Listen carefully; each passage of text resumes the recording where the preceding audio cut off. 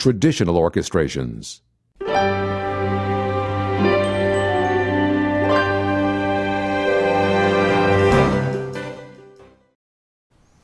Hey everybody, hi, how are you doing today? I'm Shelly Palmer, and this is Web3 Wednesday, and as best I can tell, and I'm looking everywhere, you guys can see me and you guys can hear me, and that is a giant win. I mean, a giant win for this week. It has been a crazy saga with my computer. I apologize for last week's craziness, and I'm very happy to see all of you here, so welcome. It is an Ask Me Anything Wednesday. I'm super excited to be here. There are so many things to cover. I almost don't know where to start. I'll take, of course, your questions. We'll put them on the screen. I know a lot of you have a bunch of questions. I see them kind of piling up already. So, yes, I'm excited to be here with everybody. Let's jump right in. This is one of the strangest things I've seen so far this week. Obviously, there's been a lot of talk about jailbreaking ChatGPT. Everyone's talked about how to hack it. Everyone's talked about all kinds of crazy, kind of nasty things you can do. Prompt injection and prompt hacking. This is amazing. First of all, there's a couple of interesting things going on just generally.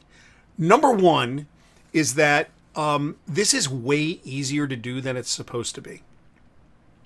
And the scam I saw this morning really made me sad. And I mean, really made me sad.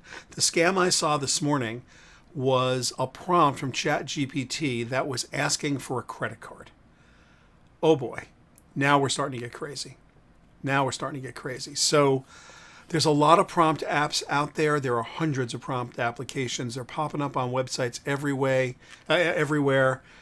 This is, I mean, it goes without saying you shouldn't be dealing with this. Like, you shouldn't be dealing in any way with anybody that's asking you for any personal information, especially an inanimate prompt. So, welcome everyone. Welcome Alan. Welcome Marvin. Welcome David. Welcome Michael. Justin, I'm glad you guys are all here. Tell each other what you do. And of course, if you have any questions, please put them right in chat. I'm excited for everyone to be here. There was another bit of news this morning that I liked very much. RTX 30 series and 40 series now can take advantage of something called RTX Video Super Resolution. This is NVIDIA's AI, and what it does, I don't know if you can see this green line in the middle of this image, but it takes any image from, like 360p all the way up, and you can upscale it to up to 4K. It's really quite spectacular. What's nice about this, and what's interesting about it, is this has been around, upscaling's been around for a long time. Sony's got great upscaling. Samsung has amazing upscaling for their 8K televisions, but you don't tend to see this in consumer grade anything. And RTX 30 cards, there's a 3090 Ti in this computer, which is a couple of years old. So, and the 4090s are out now, 4080s, 4070s. Any 30 series or 40 series NVIDIA graphics card can run this. You can go download the software. It's GeForce drivers, and I think the GeForce suite of stuff. I just downloaded the drivers and was able to do it to access the upscale on just directly from the card in my browser. There's a Chrome extension you can get for it, so I don't think you need their software, their interface installed. But if you have old videos, specifically where you would use this, if you had like some old 4x3 or 3x4, I should know, 4x3, and you have old 16:9, but it's in low res, and you want to reformat it for 9:16 so you can do like Reels and TikTok and Facebook stories and Instagram stories. This is perfect because you can take an old HD video, you can upscale it, and then you can crop it down to 9:16 from 16:9, and you'll have enough pixels to be able to make it not a icky photo or icky video. So I just was really excited about that. I know it's not like the biggest deal in the world, but for me, I thought it was super cool. What else are we doing today? Oh, yeah. You know what? It's Wednesday. Yesterday, we had a salon for our POAP holders, VIP POAP holders. We have a lot of them, both in person and online. To get your POAP, you go to shellypalmer.com/POAP and just ask for it. Fill in what is a POAP? It's a proof of attendance protocol token. For those of you who are new here, I see a lot of new names in chat, but I also see some familiar names as well. So welcome everyone. If you want to get your POAP, collect 5 of them. Anyone that has more than 5 POAPs will automatically be on the VIP list to get into stuff at well, we have the Possible Conference coming up on the 17th to 19th of April in Miami at the Fontainebleau. We will probably be at a couple of events in March as well. They're undetermined. So I can't tell you where we'll have VIP stuff in March, other than I know for a fact we're going to have a salon in April at the Fontainebleau. We will, of course, have an online event in March, so you're absolutely welcome to do that. All right. So it's a party. There's no question about it. Zuck shows up earlier this week with their version. They call it Llama as opposed to Lambda, which is Google's. And this is it's Meta's large language model. Now, the deal with Meta and large language models is that they have been mostly silent. Mostly. They've had a huge AI team forever. Why? Because the whole recommendation engine, the entire algorithm they get accused of having, somehow messed with and ruined the world with their algorithm. That's all AI. They have a giant AI team. And this idea of a large language model is not lost on Facebook. They are big players. They just haven't entered the game, and now they're there. So this week, you got Snapchat showing up. Meta is showing up. We know that Google's in the game. You know that, and that includes DeepMind. You know that OpenAI is in the game. Now that's Microsoft and OpenAI together. The biggest players in the world are all competing for your attention. Everybody wants to be your large language model provider. And as we've talked about many, many times, there are 3 layers to this. You've got the infrastructure layer, where a Facebook would play, where Google plays, where Microsoft plays. They've got massive compute clouds. In this case, they're graphics processing units or tensor processing units, and they're just banks and banks and banks and banks of them. And that's a lot of energy and a lot of hardware and a big capital expense. And there aren't that many players that can do that. So these guys, they're in it, and they're in it big. Where and in the infrastructure layer, you're going to do all the training for the models, and then the inference workload is going to live there too. Then above that, you're going to have the foundational models, or the models that are the AI we're talking about. And then on top of that, there are applications, and the applications will have to do whatever they have to do to distinguish themselves. Now, in the case of Facebook, they have the entire tech stack.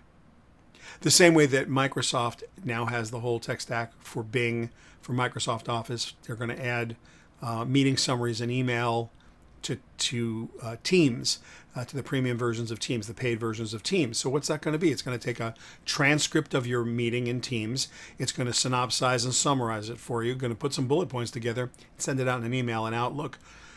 That's everything. That's the foundational model. That's the infrastructure, the foundational model, and the application all built in. So these organizations have tremendous advantages over people who are just doing applications or people who are just doing models. It's pretty interesting. The other thing Facebook announced, they announced it this week. I was trying to think of when they announced it, just the other day,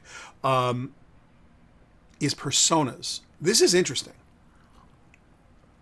What exactly is a persona? Well, to think about it, if you go into ChatGPT right now, you must tell it, the audience, what you expect it to act like. So you would say to ChatGPT, you're a tech expert and a blogger. Your audience is Fortune 500 executives, or some such thing. And you would try to tell it everything you could tell it. It may or may not understand, and you may have to embellish that or get deeper into it. But as soon as you're done with that chat, it's gone. It may have used some of your inputs and some of its outputs and some of your feedback to train the large language model to train the larger system. But what it's not doing is it's not remembering who you are. It's not creating a profile about you. It's not taking any of this data and storing it so that it understands you better. So every single time you go in there, if you're not famous and you don't have a giant body of knowledge of work on the internet that it can draw from by name, you have to tell it everything you want to tell it about yourself, everything, or about your project, or about whatever task it is that you are trying to accomplish. If you had a persona that was persistent, that really changes the game, because then the style with which you write emails, the style with which you write longer form pieces or reports, what you like to do in PowerPoint, what you like to, like across the board, the things you want to have persistently stored so you don't have to constantly try to teach the model who and what you are, and it's going to interpret it every single time slightly differently. So Facebook is working on, or Meta is working on that, and I am fascinated, and I mean totally fascinated by what that's going to look like and how that's going to feel, because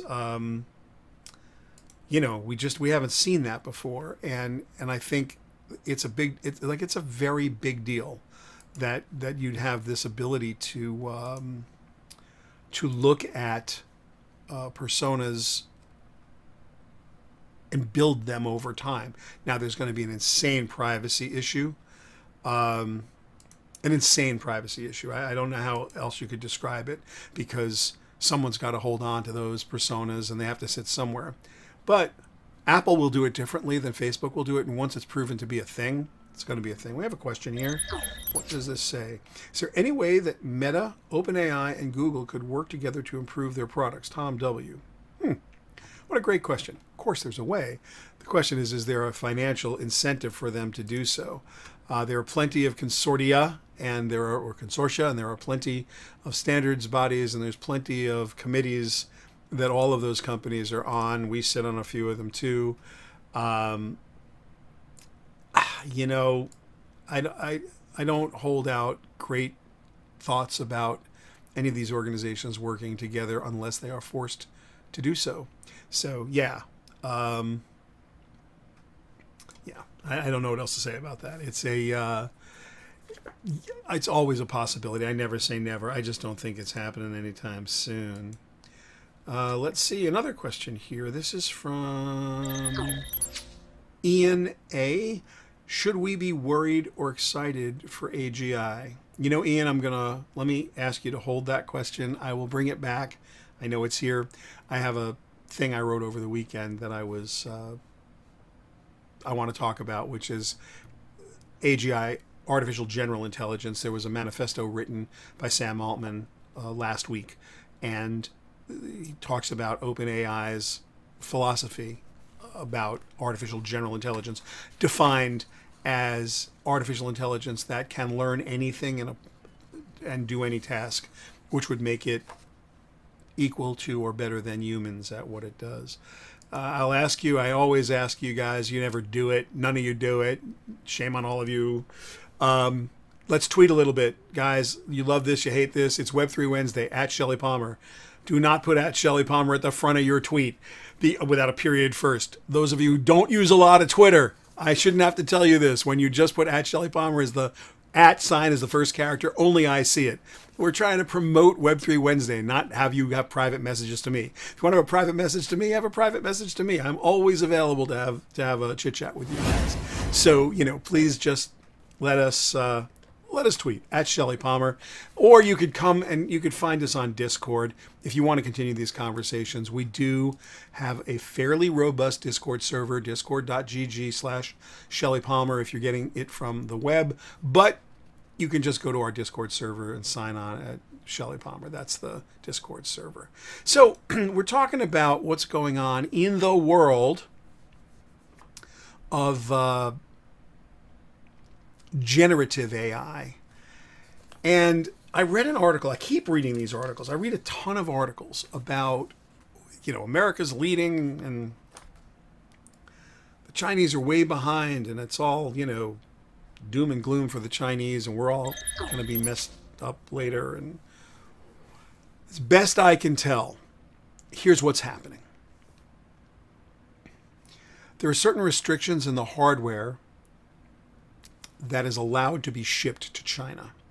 So this has to do with graphics processing units that are not allowed to be shipped there.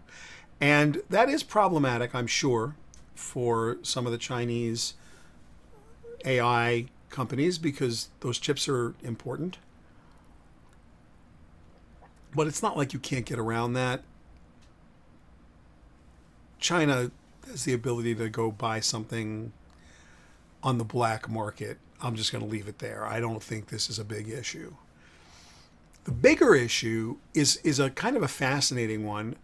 And I was talking to a friend of mine who is a model builder for one of the very large, I won't rat him out, one of the very large AI infrastructure companies here in America. And what he said to me, this is over the weekend, was pretty fascinating. We were talking just about the plethora of articles, the ridiculous number of articles I was reading about, America's this and China's that with respect to AI. And what was really interesting to me is that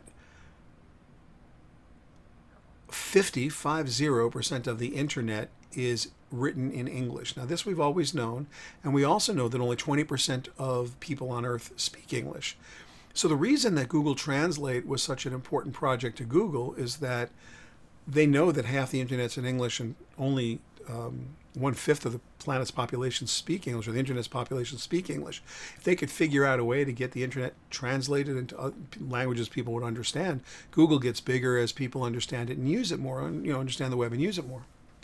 So that explained the impetus behind Google Translate being awesome and getting more and more awesome. And there's a lot of other reasons, but the profit motive was very clear.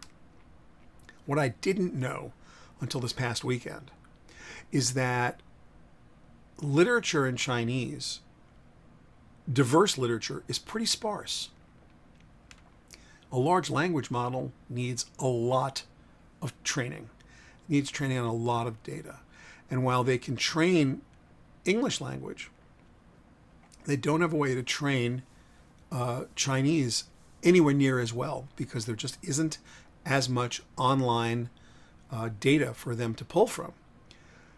Never really thought about large language models in other languages, but if you think about it, you got half of the accessible data, 50% is in English. So those are where the models are going to be best trained, because the most amount of data available for a large language model, the largest amount of data, is in English. That puts English-speaking models ahead of every other model, Chinese or otherwise. And apparently it's going to stay that way. Now, this may be fleeting because it's tomorrow afternoon someone could come up with a way to train a large language model, or let's say train a small language model that's equal in power to a large language model. Military secrets are fleeting. Technology changes every day.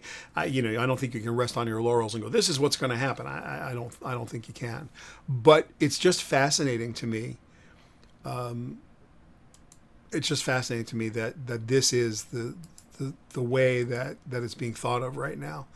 We have another question here. Let me put this on the screen for you. This is from Alan M. It's Alan Mostow. Do you see your prompt crafting protocols as being valuable in creating meditation designs for personal growth development? I do. I tell you what, I personally, just one guy's opinion, you have to use the Barak-Turovsky graph for task assignment. And that goes, I should probably make one up or grab his. 2 axes or 4 quadrants, however you want to think about it. On one side is fluency, on the other side is accuracy. Then on the top is high stakes, and on the bottom is low stakes. And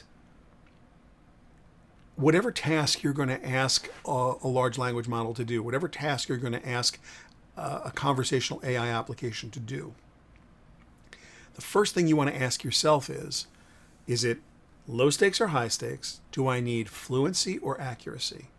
And where on this kind of interesting graph will my task sit? If you're writing a bedtime story for your 8-year-old grandson, I don't happen to have an 8-year-old grandson, but if I needed to have a bedtime story for my 8-year-old grandson, it's pretty low stakes because There's no right or wrong. I need fluency and creativity way more than I need accuracy, way more than I need anything else. And the stakes are low if it gets it right or wrong, as long as there's no profanity in it, which of course I'll be able to edit out, as long as it's age appropriate, which I'll be able to determine once I read it. It's a perfect task for any conversational AI. That is so different than if I'm trying to figure out, an algorithm for self-driving car it's coming to a yellow light. Should it slow down, speed up, or stop? There, the stakes are life and death. It can't be any higher. It's not possible. And accuracy is critically important, and fluency is meaningless. Maybe that's not a great task for a conversational AI. There may be other AI models that you could use that would be better suited to generate or, algorithms and or formulas and or functions that are testable. But a conversational AI, large language model based system is probably not right. So when you ask a question, which is a very good one, could you create meditation designs for personal growth? I think you can. I think you have to understand that programs like ChatGPT make stuff up. And they really try to make stuff up. They don't just make it up a little bit. Like if they don't have the answer, they're averaging all the words they've ever read on the internet that they've been trained on, and they're just trying to put the next best word in front of you. And so you got to keep asking it. Did you make this up? Where'd you get this from? Is this based on what? And even if you ask it to cite sources, your chances of it giving you a real source that it really cited, pretty low. You may have to go and figure something else out. I want to do something for you right now. Let me see if I can just call up Notion, which I use. Let me see if I can bring this up. Let me just bring this up here, and I think you guys will be able to see this. And I just want to find a prompt that I wrote earlier today. I could rewrite it, but I'm just going to see if I can just quickly find it. The goal here is to use the new AI, if you will, inside of Notion. Now, this isn't ChatGPT, and that's important. What this is this is sitting over GPT 3, and it's a completely different interface. So I'm going to just show this to you real quick, and I'm going to write this prompt out. So here I'm going to just ask it for the following. Create a table of the 10 most popular family-friendly dog breeds with columns that include average lifespan, allergy, average weight, average size, estimated cost of ownership per year. This is the kind of thing, and I'll make this a little bigger, so I think it's hard for you to see. I'll just say we're done, just real quick. This is the kind of thing that it's really going to change productivity. So here you can see, I don't know if now, my question is, this is the table of the top 10 family-friendly dog breeds, according to GPT-3, through Notion, which is a different interface than the ChatGPT app. This is an application inside of a note-taking program. So, all right, breed, Labrador Retriever, Bulldog, Beagle. I don't know enough about these dogs to know if these are in any order, if they're all family friendly, if they're not. So let's come back down here and say, I want a blog post using the above data. I'm not going to tell it any more than that. And it's starting to write. Are you looking for a family-friendly dog breed? If so, you're in luck. We've completed this, and now it just turned it into a bulleted list. So now I'm going to say make it longer. And let's see if it makes it any longer. Well, yeah, it's rewriting it completely. And now I'm going to say to this thing, okay, yeah, it's definitely made it longer. And I don't know if it's made it any better. When choosing a dog breed, it's important to consider your lifestyle, living situation. Maybe this is all pretty obvious stuff. It's just verbose nonsense. So how about this?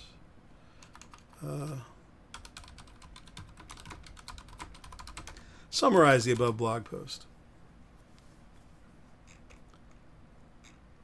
And here's the summary. It tells you right now, the blog post highlights the top 10 dog breeds, and it listed them with commas in between them. And it told you that so if I needed to summarize this blog post, this actually tells me everything I need to know about either the post that was made or this table. And I could put this into a technical brief for an executive in like 1 second. So we can get all this information very quickly. When you ask it to cite sources, sometimes it does and sometimes it doesn't. Let's take it back and let's say, oh, this is a question. Sure, okay, yeah, there's the question from Tim B. Why can't AI generated responses try to cite sources as in an academic paper? Well, let's find out. Let's come over here.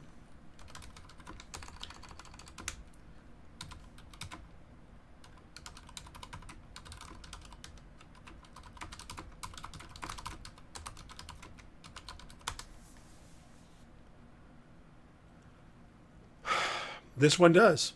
So I guess we can go and look.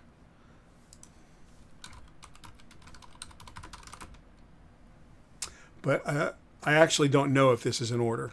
So that actually was fine. It gave us the URLs for each of these so that it knows. So that was pretty good. But I don't know why these are considered family friendly. And how do you, okay, let's ask it.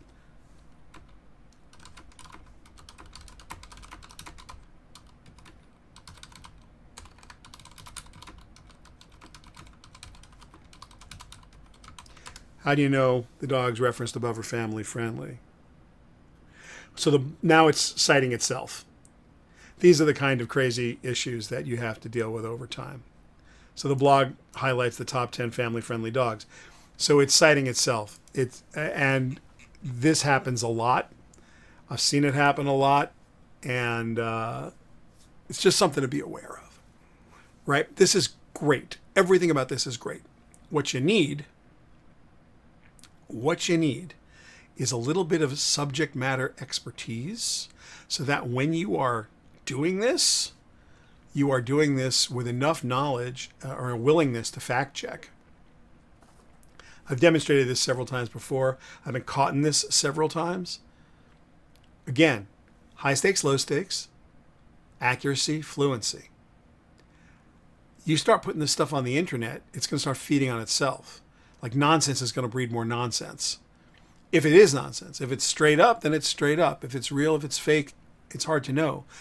The best narrative wins in our society. So people, how many articles have you read in your life where the Eskimos have 27 words for snow? They don't. They have 1 word for snow. It's a great sounding narrative. The Great Wall of China is the only man-made object you can see from space. It's complete nonsense. You can see the Hoover Dam and God knows how many other things from space, but it's a narrative people like, and you hear it all the time. You hear these lines of best fit to the truth. This narrative makes sense to me, so it must be true. And then you've got this mass hypnosis where people just keep repeating this nonsense. That doesn't necessarily hurt you if people aren't policymakers or rule makers or they're not leading with misinformation. It does hurt you when they are leading with misinformation. But here, if you start building a body of knowledge that's the best narrative wins, that's going to be problematic. So that level of bias has got to be dealt with by all of these companies. I've read an awful lot about how the creators of the large language models and also the trainers of the large language models are doing everything they can to solve for this. It's important that this gets solved for. One thing I'd like you guys to know is that we built this page at shellypalmer.com called a resources page. It's really simple, shellypalmer.com/resources. And if you go there, there's all these free resources. We've got really nice... let me see if I have this here. Here's how you find it. Wait, I think I can just put this up. You go to shellypalmer.com. That's our website. And if you go all the way to the bottom, to the footer, because, through the current blog post, there's a thing here called resources. And this resource page, it's like all the AI and Web3 stuff that we've been putting together for you. It's all here. So Meta Academy is here, and how to start using ChatGPT, and you can get to our business courses. We have this really interesting Web3 database, which is fun to go to. Crypto resources if you want them. Very extensive marketing copy with ChatGPT area where I'll actually go to this for a second. Here, what I've done is, the frameworks like features, advantages, benefits, or attention, interest, desire, action, like the classic frameworks for marketing copy and email. So we talk about how to put the variables together, product and service, advantages, ideal customer persona, how you would talk about benefits to the model. You see this format in for ChatGPT. This is how you make a variable. You basically put it in a bracket with an equal sign, and then you say what you want. And then there's I think 25 or 30 of these. We're using the features, advantages, benefits framework. Please write an email. And it already has the variables put in there for you, like product or service. If you filled them in above, and then you add this, you end up getting really, really nice marketing copy out of this stuff. So there's that. That's available there. And then there are more resources on that page. Let's see if we can find some other stuff just to talk to you about real fast. We talked about that. We have these little pages that I think you'll like. They're all case studies and links to, or small synopses and links to things like AI in entertainment, AI in retail, AI in health and medical, some brand NFT studies and other case studies. So here on the AI entertainment page, I like this page. This just got put up the other day. And again, we're just putting these up for you guys to mess with. Here's like a whole bunch of AI in gaming and what EA is doing with OpenAI. So there's just little synopses and links to these individual pages, which would be really helpful. What's happening in the film industry, like everywhere in entertainment that we could find something for you guys to do. We tried to put that together in a nice way. So I hope you'll take advantage of that. Speaking of entertainment, and I do on a regular basis, what's so fascinating to me, the Writers Guild of America, a wonderful organization, they're going to have their contract negotiations with the producers in about a month, a little less actually. It's going to happen towards the end of March, I think they start. And before they start their contract talks with the AMPTP, which is the producers, they published what they call a pattern of demands. And in their pattern of demands, they included in their pattern of demands a request, I guess, or a demand that somehow AI be regulated or banned. They really want it restricted because they're afraid that AI is going to take writers' jobs. High stakes, low stakes. Remember we're talking about high stakes and low stakes? I'm just going to read you something, and I have it here on a piece of paper. What I did was I wanted to demonstrate in no uncertain terms, and I mean no uncertain terms, that the writer's fears are A, completely founded in fact, and that this is going to change the game for them, and they are right to call it out in their pattern of demands. But at the end of the day, there's not much they're going to be able to do about it.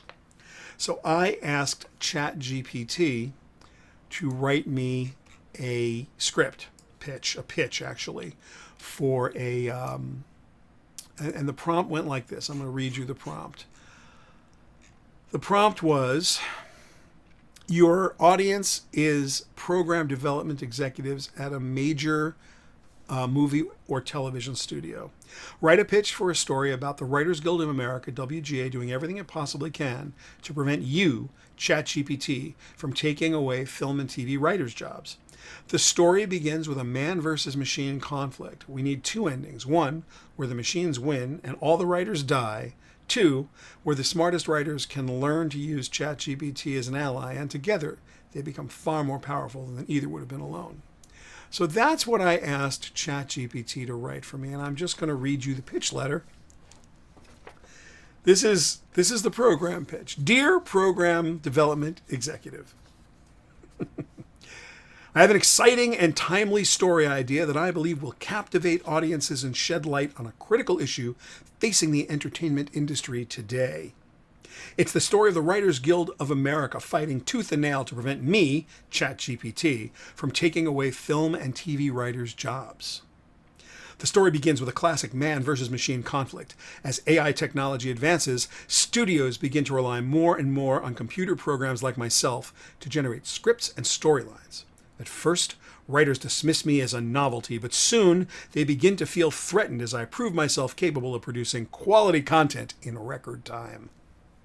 As the conflict heats up, the WGA takes action, launching a campaign to discredit me and portray me as a threat to the entire industry. They argue that my existence will lead to the loss of thousands of jobs and ultimately devalue the art of storytelling. The tension comes to a head when the story reaches its first ending.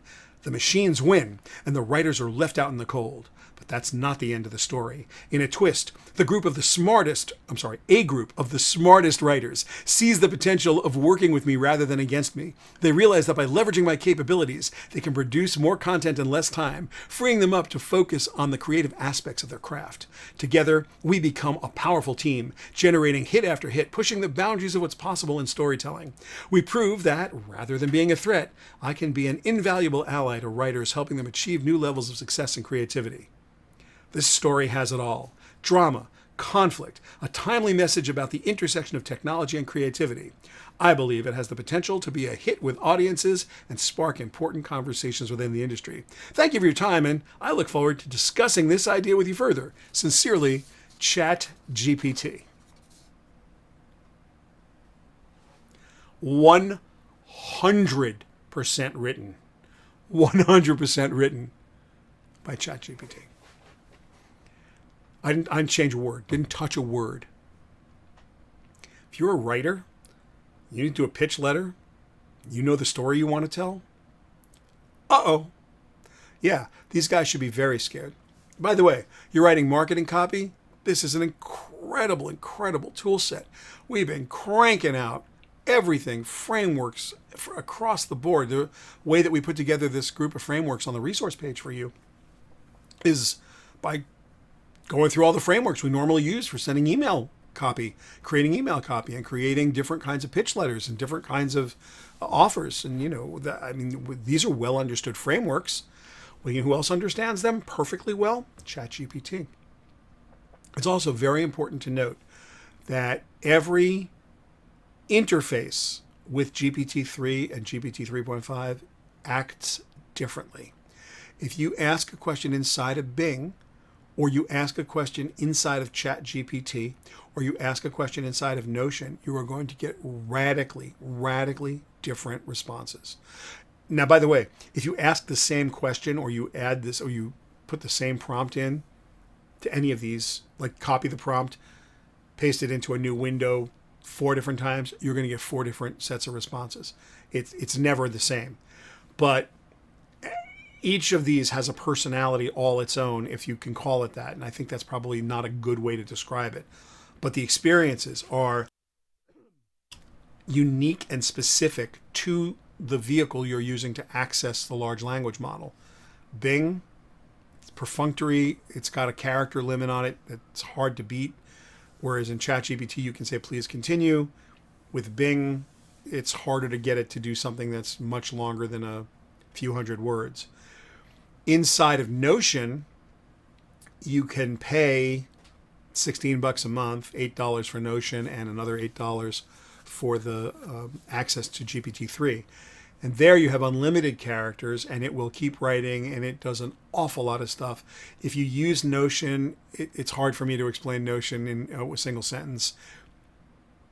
You can create websites, databases, spreadsheets, take notes, build blogs. It's just a massive note-taking productivity tool that I've used forever. There are many like it. This one I happen to like a lot. I use it for writing documentation. I use it for a lot of stuff. We use it to interface with clients.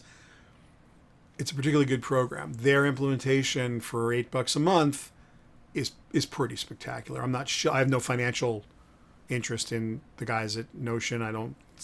There's no affiliate link or anything. I'm just telling you, It's a really nice product. So there will be many others. And I do mean many, many others. A lot of people are doing text to fill in the blank, whether it's text to image, text to website, text to music, text to more text, text to table. It doesn't matter. Everyone's working on all this stuff everywhere.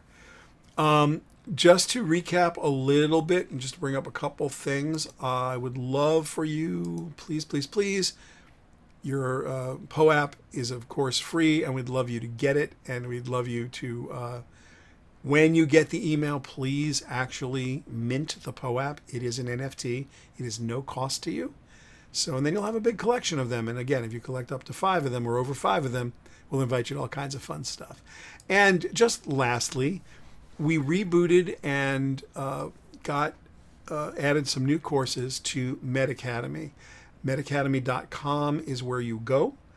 And what we've done at MedAcademy.com is, let's see if I can show this to you real quick. I can.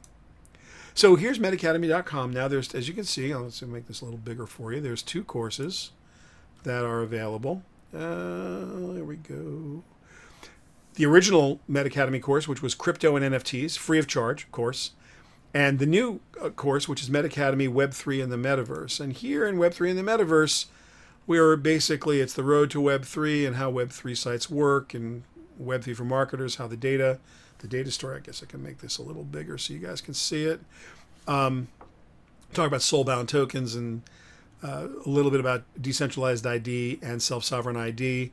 Imagining the future, we go into the metaverse and some alternate definitions of the metaverse, and then you can get your own completion certificate and in the form of a POAP when you've completed it, plus a certificate that's a numbered certificate. So you will be you'll have an official appellation, if you will, or accreditation from us at MedAcademy. So look, that's all free. It's free of charge. MedAcademy.com. I'll help you go there.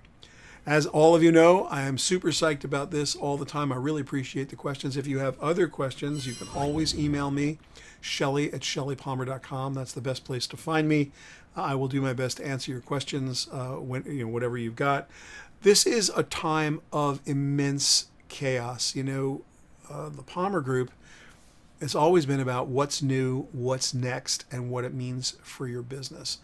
And we've been doing tech consulting for a long, long, long time. You asked for the resource page again. There it is. We've been doing tech consulting in May of 22. This is our 41st year. May of 22 was our 40th anniversary. So we're coming into our 41st year. Our whole thing has always been that the rate of change, the pace of technological change is tetrated. It's exponential, and the exponent has an exponent. We just know that the pace of change is increasing and will always increase. The velocity of data is increasing and will always increase. And we've always dealt with, in every way, every single way, we've always dealt with how to manage change. Not so much will things change, literally how to manage change. It is coming so fast and furious right now. It is coming so fast and furious right now that it is almost impossible to keep up with. That is the challenge and the opportunity of our time. I've never seen it like this, and I have seen it on the front line through the beginning, the advent of the World Wide Web, what that looked like. Go back even further than that. I'm not going to date myself, but go back to the turn of the century, and we're in Web 1 getting into Web 2. And we went through all kinds of machinations. You went through widgets, and you went through programmatic advertising, and you went through the transition from analog to digital television. And you could through every single one of these, the movement of the World Wide Web, if you will, to the mobile web, and what that meant, the advent of smartphones. We've seen this all before, but we've never seen it at this speed. And maybe we always say that. Maybe we do. Maybe we always say that, but it's never, ever, ever been like this. So we're doing our best to keep everybody up to date. We're doing our best to keep ourselves up to date, and we're putting everything online for all of you. So, just take advantage of it. But if you need something, you know where to find me. On that note, I will say to you, thank you very much for being with me this week. I look forward to seeing you right here at Web3 Wednesday next Wednesday at 12:15 Eastern. Take care.